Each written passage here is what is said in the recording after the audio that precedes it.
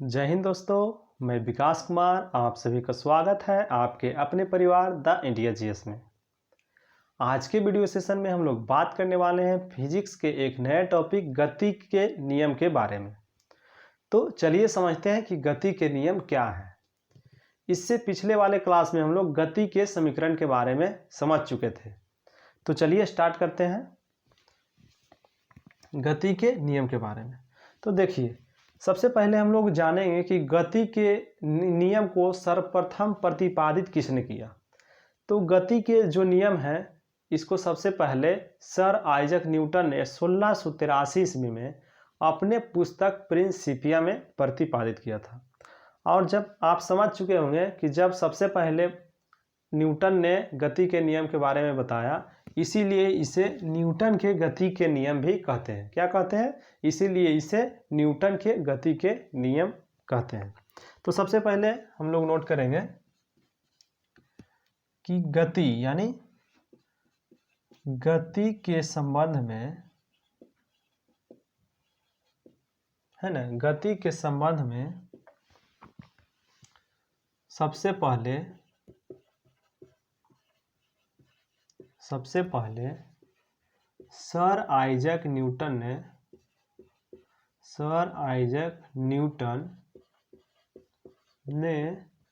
1683 ईस्वी में अपने पुस्तक प्रिंसिपिया में, ठीक है, गति के संबंध में सबसे पहले सर आइजक न्यूटन ने 1683 ईस्वी में अपने पुस्तक प्रिंसिपिया में नियमों का प्रतिपादन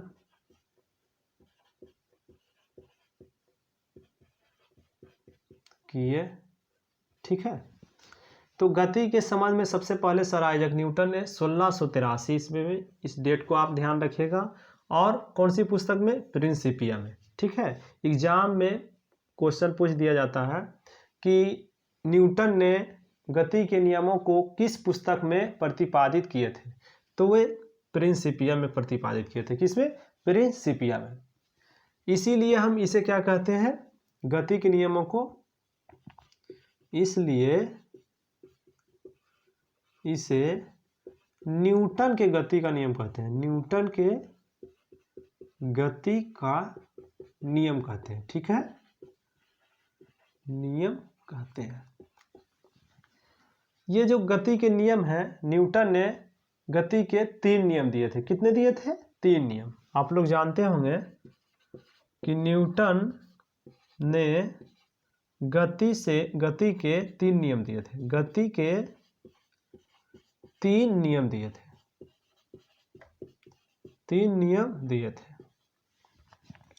हम लोग पहला नियम पढ़ेंगे सबसे पहले, यानी कि तीनों नियमों को बारी बारी से बारीकी से अध्ययन करेंगे। ठीक है, तो न्यूटन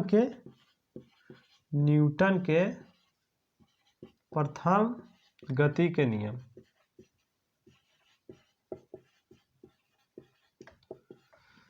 तो न्यूटन के प्रथम गति के नियम में क्या होता है? जब कोई वस्तु अगर गति में हो तो वह गति में रहना चाहता है। एग्जाम्पल के स्वरूप आप कार या कोई भी गाड़ी को ले सकते हैं। जब वह गति में रहता है यानी रोड पे चलता रहता है, जब तक उसमें ब्रेक लगाकर उसे रोका नहीं जाता है, जब तक वो क्या रहता है? गति में ही रहता है। अगर कोई वस्तु विराम अवस्था में है, मान लीजिए आप पुस्तक को लेते हैं, पुस्तक को जब आप मेज पर रखते हैं तो वो क्या है? विराम अवस्था में है, तो विराम अवस्था में ही रहना चाहता है जब तक कि आप एक स्थान से दूसरे स्थान तक उसे ले जाकर ना रखते हैं। तो वस्तु को गति में रहना या फिर विराम में रहना और उस पर बिना कोई बाहरी बल के परिवर्तन होना, यही क्या है? न्यूटन के प्रथम गति के नियम कहलाता है। तो इसे हम लोग नोट करेंगे। ठीक है, जब कोई वस्तु गति अवस्था में है तो वह गति में रहेगी और विराम अवस्था में है तो वह विराम में रहेगी। ठीक है, जब तक उस पर बाहरी बल लगाकर परिवर्तन ना किया जाए। देखिए, जब कोई वस्तु अपनी अवस्था में क्या है, जब कोई वस्तु अगर गति में है तो वह गति में ही रहना चाहेगा, अगर विराम में है तो वह विराम में ही रहना चाहेगा, जब तक कि उस पर बाहरी बल लगाकर उसकी अवस्था में परिवर्तन ना किया जाए। जब उसमें अवस्था में परिवर्तन करते हैं तभी क्या होता है, कोई वस्तु अपनी अवस्था में परिवर्तित होता है। आप बल के परिभाषा में जाने होंगे कि बल एक ऐसी क्रिया है जो किसी वस्तु की अवस्था में परिवर्तन करे या परिवर्तन करने की चेष्टा करे, उसे हम क्या कहते हैं, बल कहते हैं। तो देखिए, न्यूटन के प्रथम के नियम से हमें क्या प्राप्त होता है, बल के परिभाषा। क्या प्राप्त होता है हमें, न्यूटन के प्रथम नियम से हमें बल का परिभाषा का ज्ञात होता है। क्या होता है, परिभाषा ज्ञात होता है। एग्जाम में पूछ दिया जाता है कि न्यूटन के प्रथम नियम से क्या प्राप्त होता है, तो न्यूटन के प्रथम नियम से हमें बल की परिभाषा ज्ञात होता है। देखिए, न्यूटन के प्रथम नियम को ही जड़त्व के नियम या गैलीलियो के नियम कहा जाता है। तो हम लोग समझेंगे कि जड़त्व क्या है। देखिए, तो सबसे पहले हम लोग जड़त्व के बारे में जान लेते हैं। वस्तु को जड़त्व क्या है, जब कोई वस्तु को हम प्रारंभिक अवस्था में देखते हैं, मान लिया जाए आप इस पेन को किसी मेज पर रख देते हैं तो वे उसी मेज पर रहता है जब तक कि उसे आप हटा करके दूसरी जगह ना रख दे। तो क्या है, वस्तु को प्रारंभिक अवस्था में बना रहना, यानी कोई भी वस्तु आप जहाँ रख देते हैं वहीं वह रखा हुआ रहता है। तो वस्तु जो है प्रारंभिक अवस्था में वह बना रहता है। इस प्रक्रिया को ही क्या कहते हैं, जड़त्व कहते हैं। क्या कहते हैं, जड़त्व कहते हैं। तो वस्तु का प्रारंभिक अवस्था व गति हो या फिर विराम में बना रहना ही जड़त्व कहलाता है। क्या कहलाता है, जड़त्व कहलाता है। ठीक है, इसीलिए न्यूटन के गति को प्रथम नियम को क्या कहते हैं, जड़त्व का नियम या गैलीलियो का नियम। तो इसको आप लोग नोट कीजिएगा, हम लोग फिर इसको मिटाते हैं। चलिए, अगर वीडियो आप लोग को पसंद आए तो लाइक, सब्सक्राइब एवं शेयर करते रहें। ठीक है, इसे क्या है, इसमें इस क्लास में आपको फिजिक्स को आसानी भाषा में यानी आसान शब्दों में, बोलचाल की शब्दों में फिजिक्स को बताया जाएगा। तो गति के नियम, तो गति के नियम को क्या कहते हैं, गति के प्रथम नियम को जड़त्व का नियम या गैलीलियो का नियम कहते हैं। ठीक है, गैलीलियो का नियम कहते हैं। आप पॉइंट बनाकर नोट्स बनाते चलेंगे, इससे क्या होगा, एग्जाम का पहले आप इसे रिवीजन कर सकेंगे। तो गति के प्रथम नियम को जड़त्व का नियम और गैलीलियो का नियम, ये क्या है, एग्जाम की दृष्टि से बहुत ही महत्वपूर्ण रहने वाला है।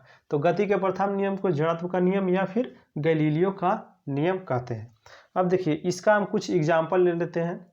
जब आप कार या रेल से सफ़र कर रहे होते हैं तो क्या होता है, जब कार अचानक चल पड़ती है तो आप पीछे की ओर झुक जाते हैं। अगर कार अचानक रुक जाती है तो आप आगे की ओर झुक जाते हैं। तो एक इसके उदाहरण है, ये है न्यूटन के प्रथम गति के नियम। किसके उदाहरण है? न्यूटन के प्रथम गति के नियम। तो हम लोग कुछ उदाहरण भी जान लेंगे, ठीक है। जब कोई वस्तु या जब कोई व्यक्ति कार से सफर कर रहा होता है, ठीक है। जब कोई व्यक्ति कार से सफर कर रहा होता है तो कार को अचानक रुकने पर व्यक्ति आगे की ओर झुक जाता है, ठीक है। आगे की ओर झुक जाता है एवं कार को अचानक चल जाने पर कार को अचानक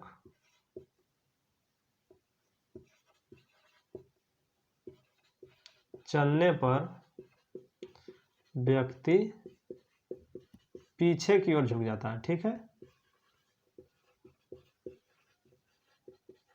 झुक जाता है।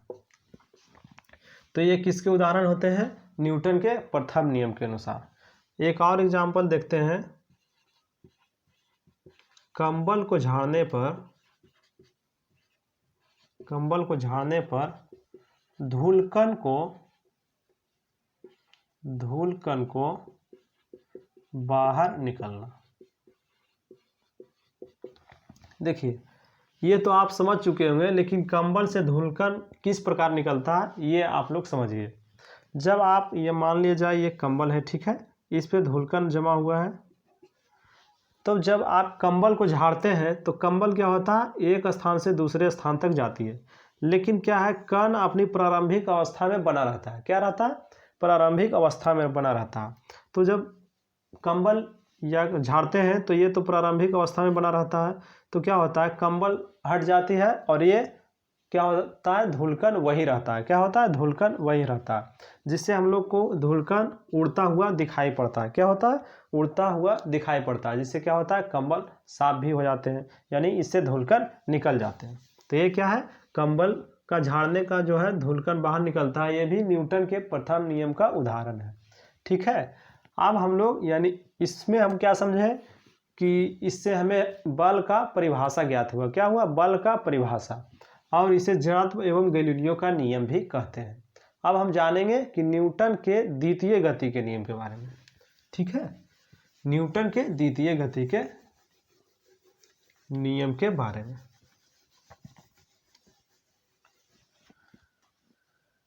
चलिए हम लोग जानेंगे। न्यूटन के द्वितीय गति के नियम।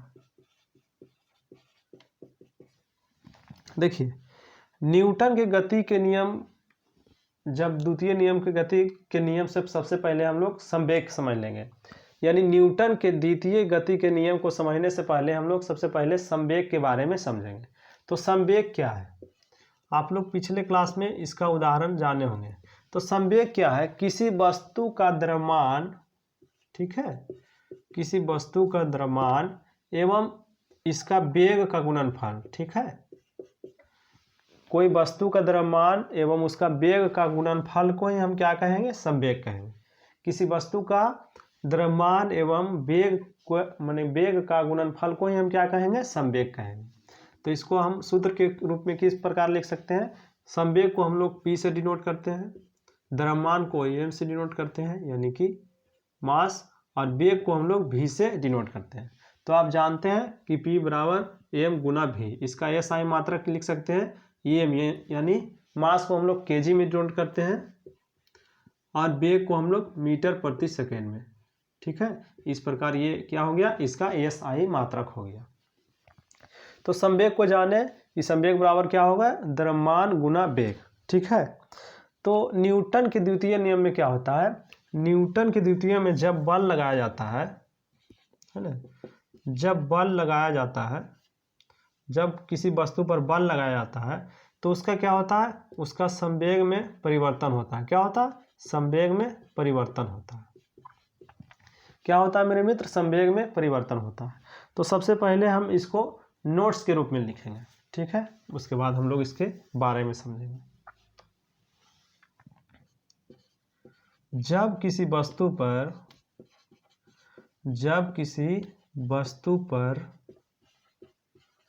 बल लगाया जाता है,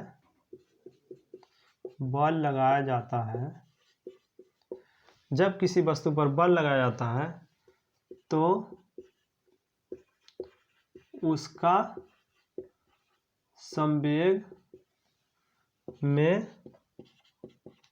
परिवर्तन होता है। क्या होता है, संवेग में परिवर्तन होता है। और संवेग है बल की दिशा में परिवर्तन होता है। क्या होता है, संवेग बल की दिशा में परिवर्तन होता है। ठीक है, क्या होता है, बल की दिशा में परिवर्तन होता है। इसलिए इसे कहते हैं कि वस्तु के संवेग में परिवर्तन, ठीक है, उस पर लगाया गया बल का अनुक्रमानुपाती होता है। इसे किताबी भाषा में क्या कहते हैं कि वस्तु के संवेग में परिवर्तन के दर उस पर लगाया गया बल के अनुक्रमानुपाती होता है। वह क्या कहलाते हैं, न्यूटन के द्वितीय गति के नियम। तो हम लोग इसको समझेंगे कि जब किसी वस्तु पर बल लगाया जाता है तो बल, ठीक है, और इसका क्या होता है, इसका संवेग में क्या हो जाता है, परिवर्तन। जब संवेग में परिवर्तन होगा तो उसमें क्या लगेगा, कुछ समय तो लगेगा ही, ठीक है। तो समय को हम लोग नीचे लिखते हैं। तो बल लगाने पर संवेग में परिवर्तन होता है, इसको हम लोग सूत्र के रूप में डिनोट करेंगे। यानी बल को आप जानते हैं कि F के रूप में लिखते हैं, संवेग को अभी आप जाने कि P के रूप में लिखते हैं, और समय को आप T के रूप में भी लिख सकते हैं। इसके बाद फिर आप देखिए, इसको आप सॉल्व कीजिए। F आप P को EM गुना भी लिख सकते हैं, ठीक है, M गुना भी लिख सकते हैं, और समय को T। आप इसको यहाँ देखिए, EM को गुना के रूप में लिख सकते हैं, V/T कर सकते हैं हम इसको।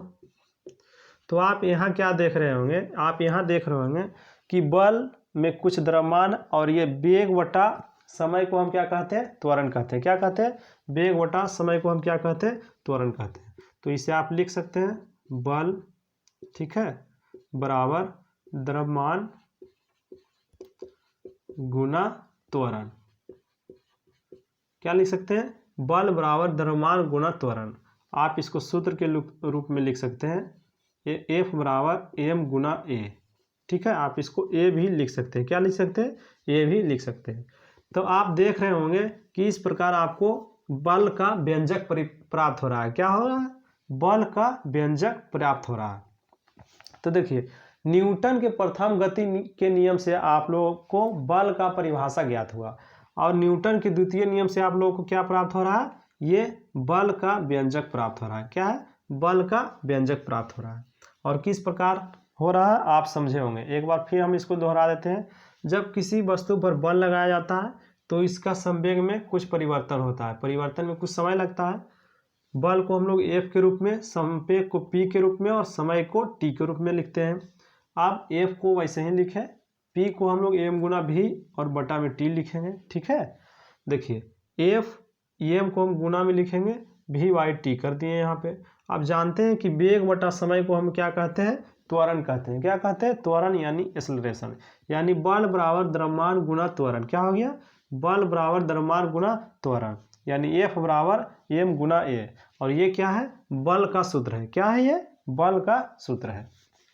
तो इससे क्या हुआ, आपको न्यूटन के द्वितीय गति नियम से आपको बल का व्यंजक प्राप्त हुआ। क्या हुआ, बल का व्यंजक। तो आप लिख सकते हैं न्यूटन के द्वितीय गति के नियम से बल का व्यंजक प्राप्त होता है,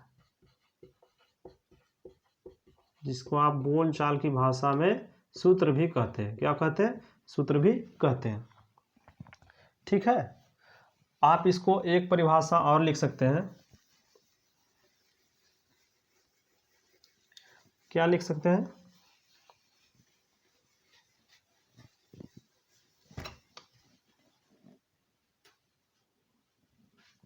जब आप किसी वस्तु पर बल लगाते हैं, जब किसी वस्तु पर बल लगाया जाता है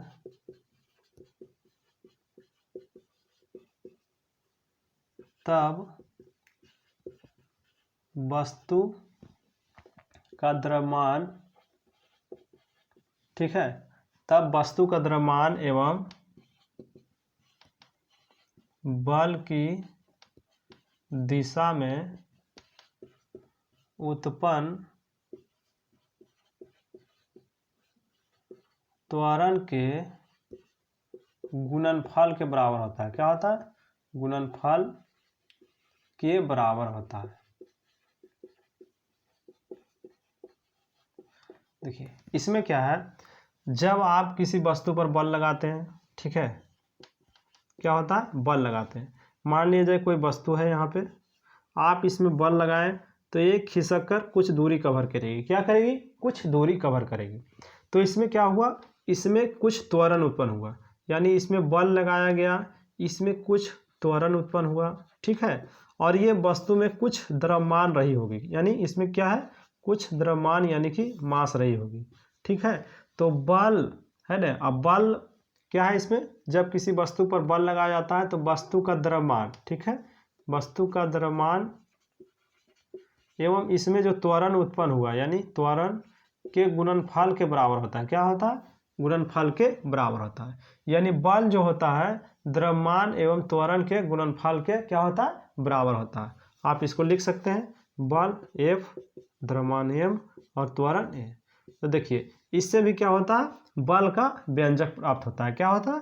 बल का व्यंजक प्राप्त होता है। तो हम लोग को न्यूटन के द्वितीय गति के नियम से क्या प्राप्त होता है? बल का व्यंजक। और प्रथम नियम से बल का परिभाषा प्राप्त होता है।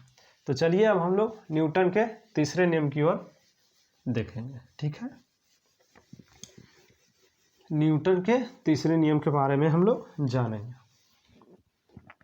देखिए न्यूटन के तीसरे नियम को क्रिया प्रतिक्रिया का नियम कहा जाता है। न्यूटन के तृतीय गति का नियम, न्यूटन के तृतीय गति का नियम, ठीक है, न्यूटन के तृतीय गति का नियम। देखिए इसमें क्या होता है, जब कोई वस्तु पर क्रिया की जाती है तो विपरीत दिशा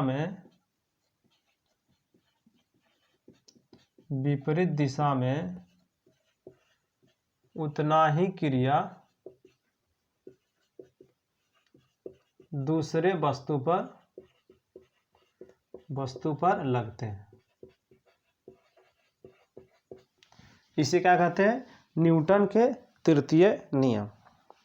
देखिए जब आप एक गेंद, ठीक है, आप लोग बैट बॉल बहुत खेले होंगे, जब आप गेंद को किसी दीवार पे मारते हैं तो ठीक है, उसमें क्या होता है? इसमें कोई दो वस्तु होता है।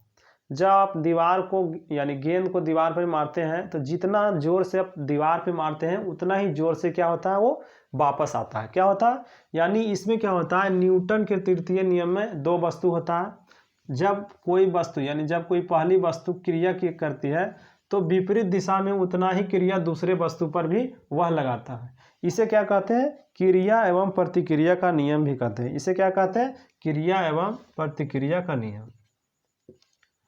इसे क्रिया एवं प्रतिक्रिया का नियम कहते हैं। आप समझे होंगे इसमें क्या होता है? इसमें दो वस्तु होता है ना, ये हमेशा दो वस्तु पर लगते हैं, ये हमेशा ये हमेशा दो वस्तु के बीच कार्य करते हैं। देखिए इसमें क्या है, एग्जाम में पूछ दिया जाता है कि न्यूटन के तृतीय गति के नियम कितने वस्तु के बीच काम करता है। तो न्यूटन के गति के नियम हमेशा दो वस्तुओं के बीच कार्य करता है, ठीक है। और इसमें जितना पहली वस्तु क्रिया करते हैं उतना ही दूसरी वस्तु भी उसके विपरीत प्रतिक्रिया करते हैं। इसीलिए क्या कहते हैं, इसे क्रिया एवं प्रतिक्रिया का नियम भी कहते हैं, ठीक है। अब हम लोग संवेग संरक्षण के बारे में जानेंगे। क्या जानेंगे? संवेग संरक्षण के बारे में। तो संवेग संरक्षण के बारे में हम लोग बहुत ही आसानी भाषा में जानेंगे, ठीक है। संवेग संरक्षण के बारे में हम लोग थोड़ा सा जान लेते हैं। तो संवेग संरक्षण क्या होता है? संवेग संरक्षण का नियम,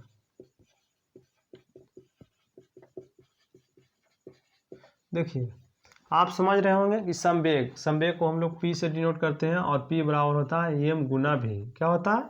P बराबर होता है मास गुना वेलोसिटी, यानी द्रव्यमान गुना वेग। संरक्षण का मतलब आप लोग समझ रहे होंगे कि बचाना। क्या? बचाना। तो इसमें क्या होता है, इसमें भी दो वस्तुओं पर लागू होता है संवेग संरक्षण का नियम। कितने वस्तुओं पर लागू होता है? ये दो वस्तुओं पर लागू होता है, ठीक है। आप बंदूक छोड़ते हैं तो बंदूक का जो राइफल यानी कोई भी राइफल छोड़ते हैं तो उसमें क्या होता है, जब गोली निकलती है तो बंदूक को पीछे की ओर एक झटका मिलता है। क्या मिलता है? बंदूक के पीछे की ओर झटका मिलता है। तो संवेग के संरक्षण में हम क्या समझेंगे कि मान लिया जाए, इसको क्वेश्चन के रूप में हम लिख सकते हैं, ठीक है।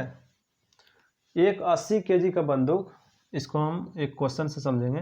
एक 80 kg का बंदूक, ठीक है। एक 80 kg का बंदूक से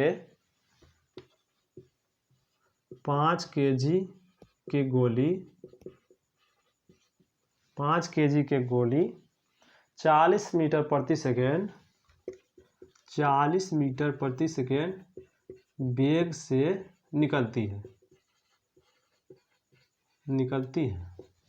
एक 80 kg का बंदूक से 5 kg का गोली 40 मीटर प्रति सेकेंड वेग से निकलती है। तो बंदूक कितना वेग से पीछे की ओर झटका देगा, ठीक है। पीछे की ओर झटका देगा। देखिए ये भी गति के तृतीय नियम के अनुसार ही आते हैं। इसमें भी क्या होता है, जितना प्रतिक्रिया आगे की ओर लगता है उतना प्रतिक्रिया क्या होता है, पीछे की ओर भी लगता है। तो देखिए एक 80 kg का बंदूक 5 kg है ना, एक 80 kg का बंदूक है और 5 kg का क्या है, गोली है। इसमें क्या होता है, 40 मीटर प्रति सेकेंड से गोली निकलती है। तो बंदूक पीछे जो झटका देता है उसका वेग क्या रहा होगा, तो आप लोग सबसे पहले बंदूक का संवेग याद कीजिए, क्योंकि ये संवेग संरक्षण है, ठीक है। इसमें क्या होती है, संवेग पर ही बात होती है। तो वस्तु का संवेग बराबर गोली का संवेग। देखिए तो बंदूक का संवेग, तो हम इसमें क्या ज्ञात करेंगे, संवेग बराबर आप जानते हैं कि मास गुना वेलोसिटी, यानी कि द्रव्यमान गुना वेग। गोली में भी क्या होगा, मास गुना वेलोसिटी। ये हो गया m1 m2 v2, ये हो जाएगा m2 गुना v2। आप जान रहे होंगे कि m बराबर क्या होता है, द्रव्यमान, और v बराबर क्या होता है, वेग। तो देखिए इसमें बंदूक का संवेग आपको दिया हुआ द्रव्यमान दिया हुआ 80 kg। आपको इसमें क्या पूछ रहा है, वेग पूछ रहा है। क्या पूछ रहा है आपको, वेग, यानी कि कितना वेग से पीछे झटका देगा। और आपको इधर ज्ञात है इसका जो द्रव्यमान कितना है, 5 kg, और इसका वेग कितना है, 40, ठीक है। आप इसको सॉल्व कर सकते हैं, इस प्रकार आप इसको सॉल्व कर सकते हैं। तो ये कितना आ गया, ये कितना आ गया, आप देख सकते हैं। ये क्या हो गया, ये इससे कट गया, ये आ गया 2, ठीक है। ये 5/2 क्या आ गया, 5/2 मीटर प्रति सेकेंड। क्या आ गया, 5/2 मीटर प्रति सेकेंड। तो आप समझे होंगे कि ये संवेग संरक्षण किस प्रकार काम करता है, यानी कि पहली वस्तु और दूसरी वस्तु में दोनों में क्या होता है, संवेग जो होता है नियत रहता है। क्या होता है, संवेग नियत होता है। तो आशा करते होंगे कि आप गति के नियम एवं संवेग संरक्षण के नियम के बारे में समझे होंगे। अगर वीडियो पसंद आए तो लाइक, सब्सक्राइब एवं शेयर जरूर करें। ठीक है, जय हिंद। मिलेंगे अगले नेक्स्ट टॉपिक के साथ।